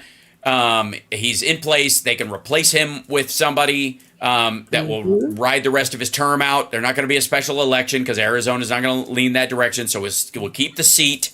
We don't lose a governorship. We don't have to start from scratch in one of these states where we have relationships with anything, especially states like Pennsylvania and Kentucky, where it took work to get these guys elected. And it's kind of amazing that Bashir's the governor twice. That's, you're not going to find another Democrat right away that can win that. And and Republicans would try to take that over. I think Bashir is better off running for Senate next and taking Mitch McConnell's seat. That's the next strategy point for him. I think Harris Kelly makes a lot of sense, and again, because of his relationship with Gabby, the fact that he's an astronaut, because he's a Navy hero, he's and he will be thought of. Yes, he's a twin. So if we lose him, nobody will know. Right? Yeah. Parent Trap in the White House, I think, is the joke on Colbert. Right. So, we'll be able to tell though, because one is a few seconds older than the other because of how space works. Right? Wait a second. You sound a second and a half more mature. What happened? Right. His brother could see the future. He's a second and a half ahead of us. Duh. Anyways. We don't need the Secret Service if we can swap out his brother. Oh my gosh. Think of what he can do with all that money. Yeah, right. Exactly. He'll pay off the national debt because he can pick lotto numbers. It'll work. I'm just saying. So, no, 12. All right. Anyways, so I'm just saying, like, there are a lot of material reasons on an old school functional way, and there's no downside to him. Like, he doesn't have neither of them have any background problems at all. There is no Hunter Biden laptop and any of this stuff, even though Joe is nothing to fear from that nonsense, and there never was a Hunter Biden laptop, and that's that. End of friggin' story. But there is none of that on this side. Meanwhile, we've got this Epstein dump that just is the gift that keeps on gagging that's coming out of Florida that is... And it just gets worse and worse and worse and worse, and it's not gonna stop. It's not like it's going to be more. It can't not be more of the news cycle as we go forward, because there's no balancing act on the other side. They haven't had time to to fabricate a story. Right. These are the two of the most vetted people we could have ever put on a ticket together. Yeah. Especially like a prosecutor and an astronaut. Like, everybody could just go fuck off. Like, it's so good. Right. So where do we? Right, and they're running against a felon. Right. A felon and a guy who wants abused women to stay with their abusers. Like, okay. So let's crack into JD Vance a little bit here, because this is a serious. They added him. I think they added him because I think Don Jr. and Eric want Peter Thiel's money.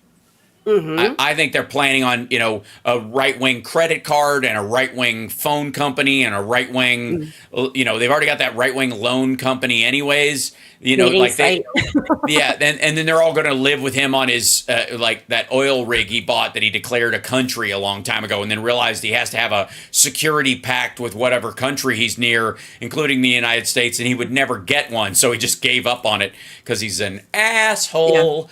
But he was going to pick Burgum, and Burgum might have been, he's an asshole too, but a traditional pick, a smart maneuver. But they blew it, and they picked this dude who, doubles down, is worse on abortion than Trump is. Now, granted, he'd have to be, because Trump has had at least 3 that he's paid for through Elliot Brody, right? And so. He'd be hard pressed to find somebody with more of a conflicted abortion stance than himself, even if he looked. Right, exactly. So the question is, what do we do? How do we help the Harris ticket, and what part of it do we draw the best attention to? What do you think? I happen to like the shillbilly thing that I came up with for him, of course, because he's a fake redneck, just like Huckabee. Yes. But Yeah. but yeah.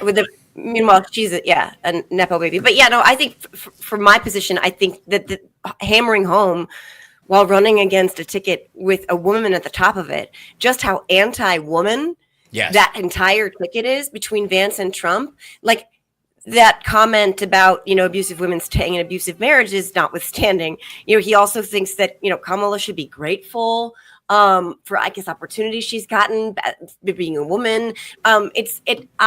Right now, women are so pissed in this country. This is the first presidential election since Roe and Dobbs.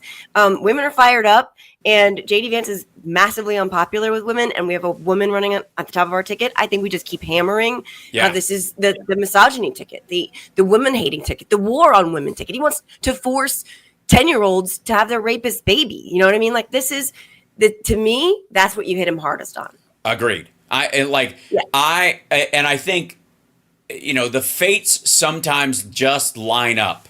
That even though it seemed like we were on the downside of this situation with how people were treating Joe and all that stuff, what ultimately ended up happening, like we said, because Joe outmaneuvered everybody, is that we have the perfect female candidate up against this misogynistic monster who I and everybody else around me have been like, and you, like, I'm sure have felt like you've been yelling about this till you're blue in the face, that it isn't even just that he's, a trad wife conservative dick, like JD Vance is. He's a serial sexual abuser. This man, it was Jeffrey Epstein's wingman for over 2 fucking decades. Mm-hmm. Like this guy he buries the needle, to quote Egon from Ghostbusters, and there's no way they could even run someone worse than him in this category. Right. And are women mad enough is the question. Well, not enough women are mad enough. So that's the other thing. We have to keep making sure to hammer it, because it's shocking how few women actually attribute the fall of Roe to Donald Trump. Statistically speaking, you've seen those numbers. It's like, what? But we just have to keep hammering it. And like they keep going after Kamala for not being a biological mother, not having biological children. She's a prosecutor who prosecuted rapists running against a man with lots of kids who raped children. Like, I mean, it's like you said, I feel like somebody handed us this box of awful, like this Mad Libs of like all the things you could ever put together to come up with the worst possible candidate ever. Yeah. And they're like, okay, well, what perfect candidate can run against someone like that? Oh, how about a prosecutor who put people like him behind bars? Right. And a woman? Oh, and she's black and she's Asian? Okay, that sounds good. I mean, honestly. Right. Yeah, it seems like she's like the mRNA vaccine for Donald Trump, like this weird new technology. You know what I mean? Yeah. You know what I mean? Like, how the hell that happened? Like, that's even if it was if Hillary hadn't run the first time and she was running now, you'd still go, oh, good. This is great. There's a lot about her that absolutely pushes back on this. But as a former president's wife and as a Secretary of State or whatever, there's kind of like this. It would be kind of like almost normal. People would normalize this fight or whatever. But because of the situation that Kamala comes from in her background, and because of how these assholes feel, even just there's again, we live in the dumbest simulation ever. But there are magical parts of it, and one of them is the Haley voters, who were the unicorn Republican voters who were comfortable voting for a South Asian woman, oddly enough, right? Even if they didn't believe in her, they would do it just to give the finger to the orange shit gibbon, right?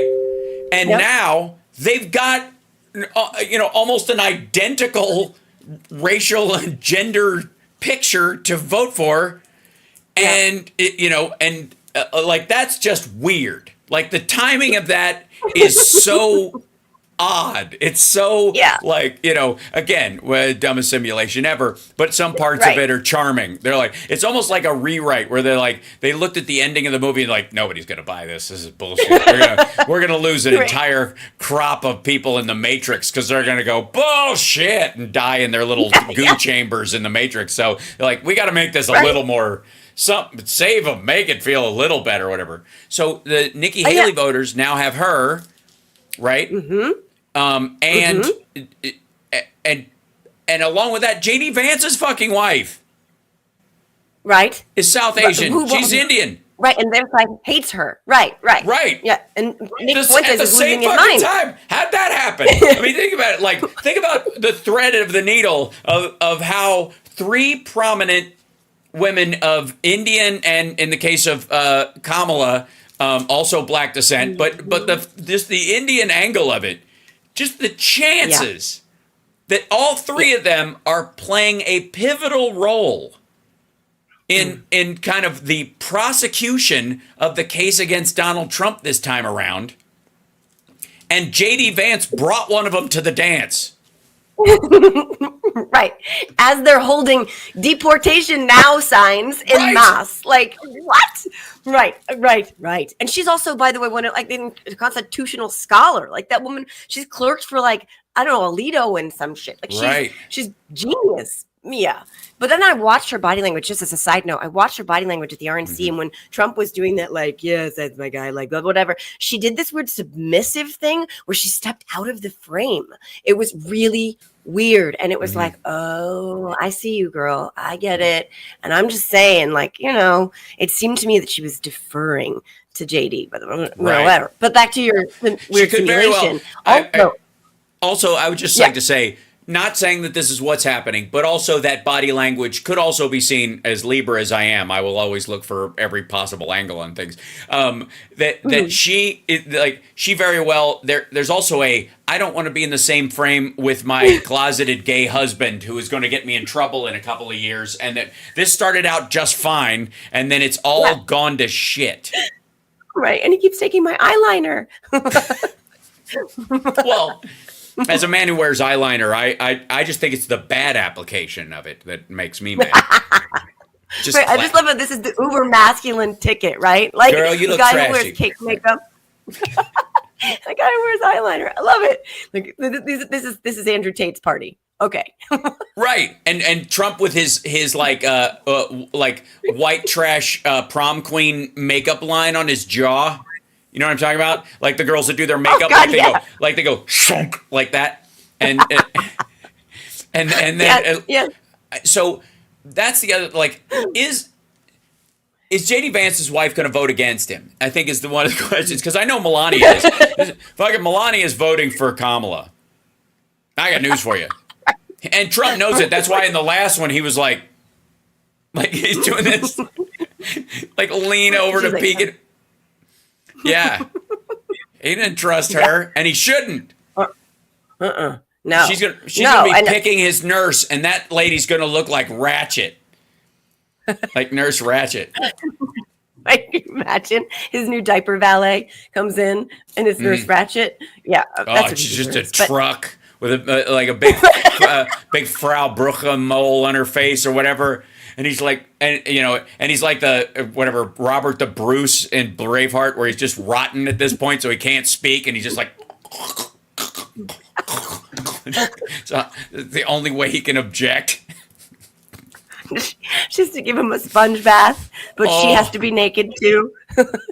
Yeah, right. She pulls the sponge out from one of her folds. Yeah, that's right. And then she puts it on a stick and is just like, cleaning them like somebody cleans a cannon in the 1800s. In prison. Also, this is all happening, I would like to say for the record, in prison. That in prison. Near a windmill farm, please. Preferably. I want one window facing a windmill farm, also downwind from a McDonald's, so that he can smell it. Yeah, he can smell the fish delights, but he can't have one because, for those that don't know, Donald Trump thinks the Filet-O-Fish at McDonald's is called Fish Delight, and he sends staff and other people out, to get him a Fish Delight, and half the time they go there and they're like, they don't have that. I don't know what that is. And they come back and somebody goes, he means the filet fish. Just get him a filet. Okay, I didn't want to get the wrong thing. I thought it was like McRib and it was only temporary. I didn't know what the fuck to get. That's a true story. That is a true story. He still calls it Fish Delight. He still does. I feel like we need to come up with what the Fish Delight sandwich would actually be, because that would be fun. Yeah, Jesus. what's on the actual fish killer? Oh, it's a hamburger. He's an idiot. It's Perfect. Or a veggie burger. McDonald's had those for like 10 seconds once. Yeah, give me the brown fish sandwich. It's so stupid. It's all so stupid. Like, this is the dumbest simulation ever. So we all, I will admit, by the way, to being completely jealous of you, because you were just at the White House not too long ago. Yes, or was that an older picture? Thank you very much. Huh? No, yeah, that's where I picked up this COVID. Yes, I was there. It was awesome. Where the deep state tried to poison Joe with COVID, and you caught it too. They were trying to wipe out. Exactly. Yeah. But remember, he died for half a second too. Didn't they say that he was no longer living? They did. Yeah, Charlie Kirk said that. Marjorie Taylor Greene said that because Joe wasn't on camera when he had COVID, that he was actually dead. Yeah, when he had died. Mm-hmm. Well, if that real quick, Christo-fascists, if that's the case, then clearly the Lord wants him here to finish out his term. The Lord wants anything he does between now and the end of his term to get done, because he had every opportunity to take him and he decided not to. He specifically met with him in person and sent him back. Only the Lord has that power. Okay. Right. So whatever he does, after he is the sang Lord's Donald will. Trump too. Yep. Yeah. After he shot at Donald Trump and missed his ear. Yeah, exactly. Real quick, how if there's a deep state, like they say there is, and there's a they and a them, these are the they them pronouns they use in conspiracy theory circles. Right. If that group exists, do you think they would ever miss? Exactly. What? It's like when they said that Biden wanted to assassinate him and he wasn't even home, and they sent the deep state to kill him, and he wasn't even home. Yeah, at Mar-a-Lago. Yeah. Of course they would miss. They would miss this big giant fat orange head. They would miss it, but they hit the firefighter saving his family. Yes. Right. Yeah. They killed a couple. They just wanted to. I don't know. Like. Well, here's what I would say. If you want to be conspiratorial, if you were doing a false flag to try and shore up the messianic support of whoever you were running, and people who've seen Bob Roberts know exactly what I'm talking about, you would miss. That's the only... If it, or it could just be some dipshit who took a pot shot at Trump and missed, and that's how it is. And he killed one other person and permanently wounded two others, because shit like that happens. It shouldn't happen, and the Secret Service head stepped down, and life actually occurs, and people are crazy and full of shit, and it's a big country, and stuff like that unfortunately happens. And again, these guys can't wait to get guns back in the hands of lunatics. So, like, this guy never could have been red flagged thanks to these assholes. So they kind of are hoisted by their own petard. But I would like to say that if there is a conspiracy, the only one that works is that Trump's people set it up so that he could survive it and they could make him look good. And the only way this works is if it was absolutely concocted to make him look like he, just barely had his head grazed. And it can't be perfect. You're not going to be able to give him that like bloody line across his head that you really wanted that looked like a tattoo. So every dipshit maggot would start getting like a shave, like a 1990s haircut, like where they shave they get a Vanilla Ice shave line in their head and then they tattoo red. They got the ear and that's all they had. But yeah, it was just the maxi pad. They got the maxi pad. They did. Oh my god! And I thought it was a Post-it note. Becky for the Sue, by the way. time. Becky Sue did that. She did the maxi pad. She called it a Tampax though, but Becky Sue did solidarity. Is solidarity something that she? Hey, listen here. If you could just pass along to Becky Sue, just a hello. Hi. You have a pretty mouth. Well, I've been told that before by a man who makes fence posts. I don't know how to even respond. The guy with the tent, with the flag, with the one-eyed snake on it. Is that guy? Yes, it totally is. He's the guy who tried to make me find Jesus, and I woke up dizzy with my pants on backwards. He got arrested. That's my daddy. Oh, I heard the townsfolk And my burned his brother. house down. And I don't say I can blame him. Anyways, I just wanted to say you're pretty nice lady. So, hello. I like your hair too. Thank You got you very nice hair. much. Thank you. It's one of the things you can sell in prison, and so I always keep it long just in case. Because apparently there's some love dude. There's some dude who's coming to jail soon. I've heard this around here. There's some dude that's coming to jail soon who's like bald as shit, and he's going to need to buy hair. They're going to need to dye it orange or something. I haven't gotten the newsletter, but something about that. I'm just saying. Yeah. Yeah, I think that sounds an awful lot like my favorite president, though, Donald J. Trump. That's not who you're talking about, right? All I'm saying is that I have signed up to be his cellmate because I think he's going to enjoy my Fruit Loop wine. And also, I get the top bunk because there's no way he could get in it. Wait, did you offer any of that Fruit Loop wine to Steve Bannon? Because I'm sure at this point his liver's probably like eating itself. No, because he stole from the maggots. I don't do that. I'm not going to give him any of that stuff. He's got to stick with cornflakes and not the kind with sugar on them. There's a kind that doesn't have sugar on them. He's gonna have sugar. He's gonna have shoe wine, where you take the tongue of your shoe and you just let that ferment in there. It's got a little bit of wheat left over in the fibers, and that's going to. I'm just letting you know. All right. Enough of that. That'll go too far, and then it's a sitcom waiting to happen. The two of you. Yeah. And yes, I am. Do you find yourself referring to her in the third person? Oh yes. Oh, all the time. Where Becky Sue would do that. Becky Sue would think that way. I wonder what Becky Sue would say about that. Right. It's very weird. Yeah. Like, I'm a lunatic. She's not me. Yes. I'm like John Malkovich on a bender. Yeah. I will say, I have to give him credit. Ficus came up with Shillbilly. Because very good. I said Shillbilly about J.D. Vance while I was being Ficus, and I don't necessarily believe that I would have come up with that term without being him at that moment. You know what I mean? I just wouldn't have. I was improvising and talking, and that's just something he said. I wouldn't have necessarily. It's very weird, but it's exactly who he is too. So that now that's better than mine, which is Rocky Horror Picture Vance. I called him that because of his eyeliner. But that's yours is much. Ficus's is much better. Yes, because he's a fake. He's like Huckabee. He's a fake hillbilly. This whole Bubba bullshit that Huckabee sells all the time, and like the dude went to Yale. He met his wife at Yale. Like, his buddies are all the tech bros. He's friends with Peter Thiel. He's a venture capitalist. Yeah, you know. Yeah, he's just like us. On dogs. Oh yeah, and then you had Andy Bashir out there going, you're not from Appalachia. No, nope. I know those people, and you ain't one. Right.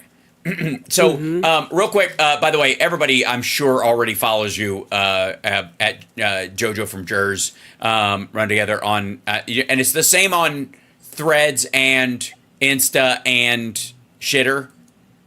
Mostly, except something on Instagram. I have to put a period between Jojo and from Jerz, but it's there's I guess a Jojo from Jerz on Instagram. That was like female solidarity at some point. Yes, exactly. Yeah, right. Right. I forget what I was thinking at the time, but it was something we were all doing.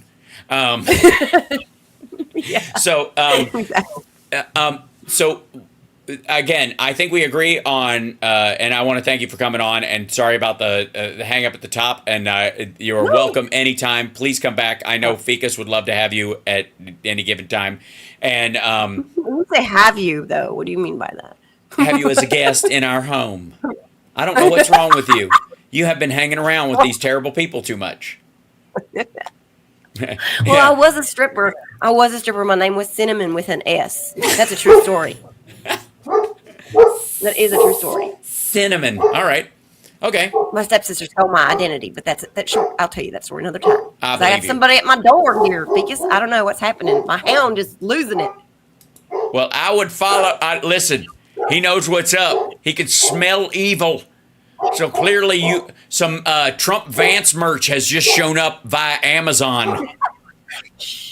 That's what happened. Don't tell nobody. I'm telling everybody. Wait, don't tell nobody. That means tell everybody.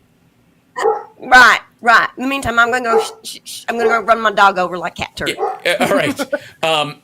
Anyways, much love. Thank you very much. Everybody follow Jojo from Jerz, and I'm excited. I think you are too about where this goes from this point forward. I think, and it's nice to talk to somebody who has as much deep respect and love for Joe Biden in this process as well. So love you, man. Love you, Hal. Love the man. Love you too. You're awesome. Big hug. And if you need, if the dog is onto something, just give me a call. I'm over there. I have a side hustle of getting rid of. I have a side hustle of getting rid of problematic men. Oh, well, that would be calling. Yeah. Okay. There she goes. Boink. Off she goes. And thank you guys, chat room, for working with me during all the issues. And luckily we made it happen, and phew. And I also, for the record, and by the way, somebody just said, why is Netanyahu meeting with Trump? Because he's playing both sides of this, but also there's this Netanyahu needs the more violent like anti-Palestinian, pro-Israel group.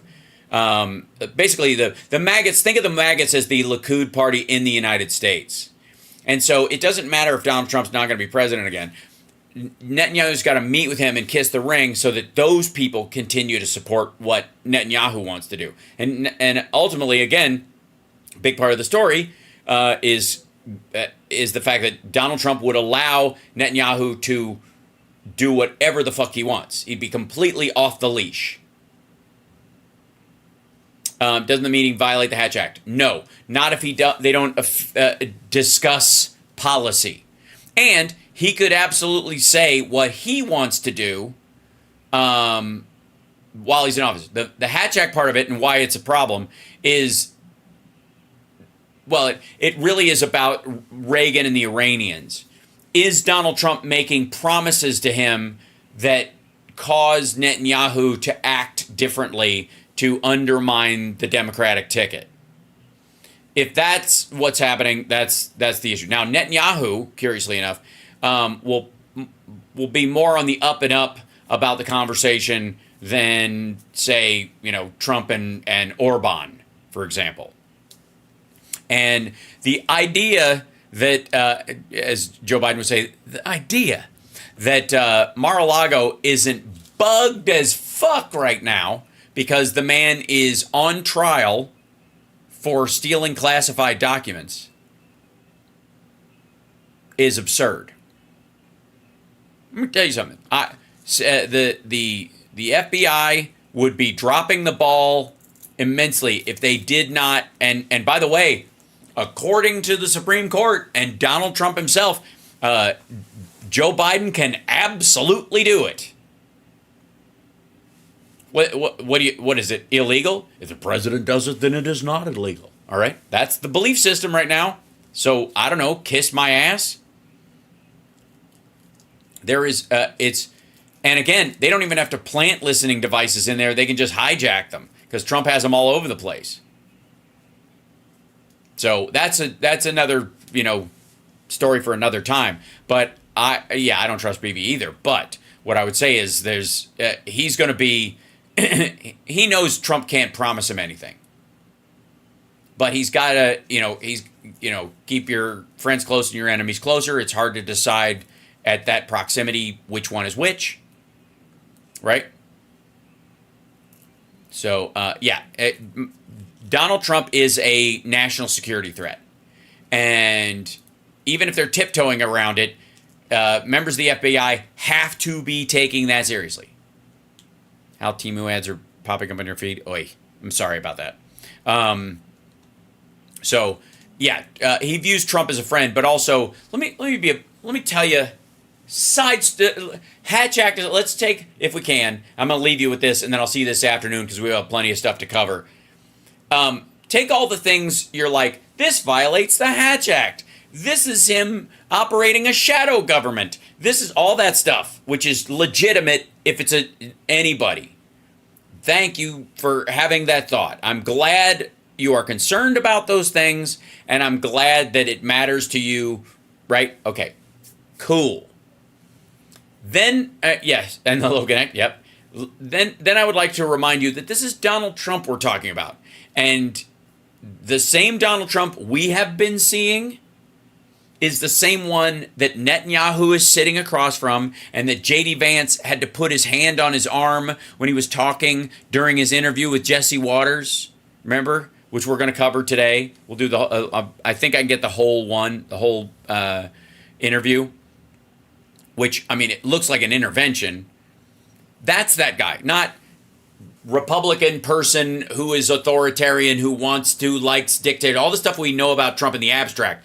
The actual dude, that's who's meeting with Netanyahu. The shitting his pants guy, right? The guy who can't stop filling his diaper with soup. You understand? Like, that's who, yeah. Did you meet with him yesterday? Yeah, that's the guy who met with him. I'm just telling you. It's not going to work out. Like, there is no other way to come. Even if Netanyahu was like, well, I spoke, we had a great conversation, blah, blah, blah. No. No. I'm telling you. No. He said that to the press and then went, oh my God, that motherfucker is decaying right before us. Everything they say about Biden is a projection. He's a mess. And God help us if he gets back in office, because the psychotics around him will let Iran off the chain if they feel like they can make money from the oil. They're crazy. Again, here's a reminder for where the right-wing world is. The name of Iran is rooted in the same word as Aryan. Just throwing that out. Now, in a juggle, in a toss-up, you slip and fall, and you got two things in your hands, and you're going to drop one, and you're going for them. Which one do you think ultimately the right wing of the right wing, if they're juggling, side with the country where the Aryan race was centered out of, or Jews? Which one do you think they settle on? And do you think that Netanyahu, as a student of history, knows that? Of course he does. And thank you for Hinda for backing me up. Go look it up if you don't believe me or you don't know this. It's one of those things where if this was taught in school, people would have a totally different frame for so much of what international relationships that we have as a country. So, anyways, love you guys. See you later. Thanks to the Major and to Jojo from Jerz for coming on. Oh my God. Oh, thanks very much. For wanting me to be the VP. You're right. I would be fucking fantastic. But she, again, she's got the attack dog thing locked down, so she doesn't need that. I will say the same thing to the Harris campaign that I said to the Biden campaign, which is, don't invite me in. Let me fight from the outside. I'm much better out here on my own, and you can disavow if I use too many big boy words. Yeah. And yes, that is absolutely true. If I can't do it, then the kidney can.